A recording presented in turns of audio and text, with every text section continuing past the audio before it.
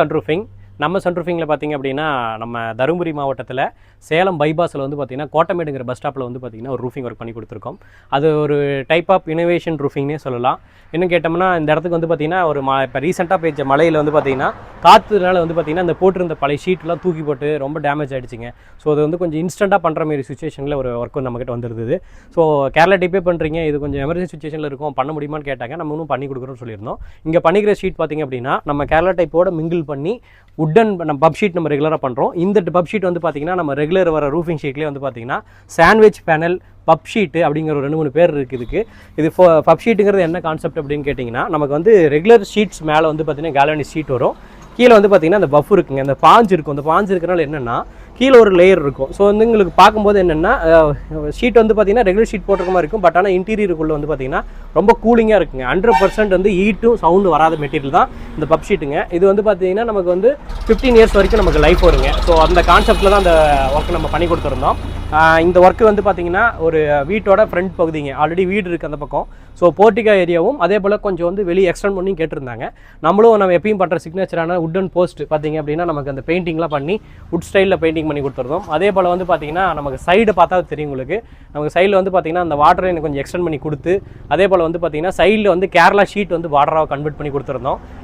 ஏன் இந்த டைப் பண்ணுறதுக்கு இப்போ நார்மல் ஷீட் போடுற மாதிரி போட்டுருக்கலாமே அப்படின்னு கேட்கலாம். இந்த இடத்துக்கு வந்து அவர் வந்து ஒரு 5 இயர்ஸில் வீடு கட்ட போகிறோம் ப்ரோ. ஆனால் இப்போ கரண்ட் சுச்சுவேஷனில் இருக்கிற இடத்த வந்து பார்த்திங்கன்னா கொஞ்சம் நீட்டாக இருக்கணும், பார்க்க லுக் வைஸ் நல்லா ரோடு பாயிண்டில் இருக்கும். ஸோ அதனால் எலிவேஷன் பெட்டராக இருக்கிற மாதிரி பார்த்து கொடுங்கன்னு சொல்லியிருந்தாங்க. அதனால தான் நம்மளும் வந்து பார்த்திங்கன்னா சைடில் கேரளா ஷீட் பார்டரு, அதே போல் அந்த ஒயிட் டிசைன் பார்டரு தோவனம் சொல்லுவாங்க, அதை கொடுத்து வாட்டர் லைன் கொடுத்து ஒரு கேரளா ரூஃபிங்க்கு எப்படி பண்ணுவோமோ அதே மாதிரி தான் இது ஒரு ப்ரொஃபஷனலாக பார்க்குறதுக்கு லுக் வைஸ் வந்து ஒரு நீட்டாக இருக்கிற மாதிரி இந்த ரூஃபிங் ஒர்க் பண்ணி கொடுத்தோம். ஸோ இப்போ இதனோட இன்டீரியர் போய் பார்க்கலாம், ஹீட் எப்படி இருக்குது என்னங்கிற டீட்டெயில்ஸ்லாம். நமக்கு இந்த பப் ஷீட் வந்து நமக்கு லைஃப் வந்து 10 இயர்ஸ் வந்து கம்பெனி சைடு வந்து பார்த்திங்கன்னா ரீப்ளேஸ்மெண்ட் வாரண்டி தராங்க. அதை தாண்டி மெட்டீரியல் வந்து கண்டிப்பாக 20 இயர்ஸ் வரைக்கும் வருங்க. இப்போ நம்ம லைவாக அந்த உள்ளே நம்ம போட்டுக்கிற பப் ஷீட்டை நம்ம டேரெக்டாக பார்க்கலாம் வாங்க.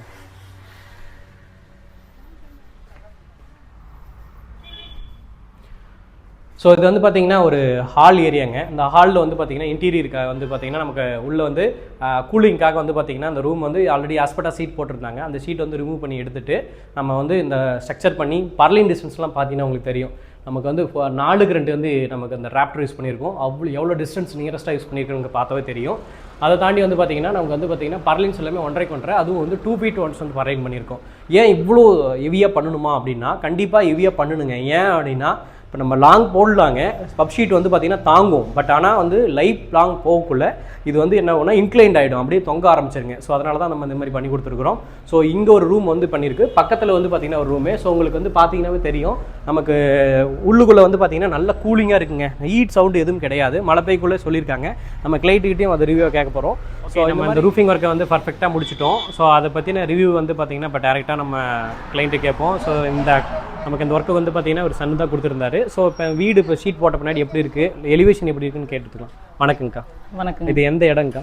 இது கோட்டமேடுங்க. சரி சரிங்க, சேலம் பைபாஸில். சேலம் பைபாஸ். சரிங்கக்கா, வந்து ஷீட் இப்போ ஷெட்டு பண்ணி கொடுத்துருந்தோம். இப்போ நிறைய பேர் ஷெட்டு பண்ணுறாங்க. சரி நாங்கள் வந்து பண்ணி கொடுத்துருந்தோம். இப்போ எப்படி இருக்குங்க வீடு பார்க்குறதுக்கு? நல்லா இருக்குங்க பார்க்குறதுக்கு. சரி சரிங்கக்கா. இப்போ நீங்கள் வந்து இப்போ ஷெட்டு போட்ட பின்னாடி ஹீட்டில் அப்படிங்க இருக்குது. ஏன்னா இது உண்மையை சொல்லுங்கள் நேரடியாக. ஏன்னா இப்போ ஹீட் இப்போ பரவாயில்லைங்க, ஃபர்ஸ்ட்டுக்கு இப்போ பரவாயில்ல நல்லா இருக்குங்க. நல்லா இருக்குது. சரி சரிங்க. அப்போ மழை பெஞ்சது இல்லையா? அப்போ மழை வந்ததுங்களா அப்போ ஷெட்டு போட்ட பின்னாடி? மழை பெஞ்சிட்டே தான் இருக்குது. சரிங்க. சவுண்டு எப்படி இருக்குங்க உள்ள?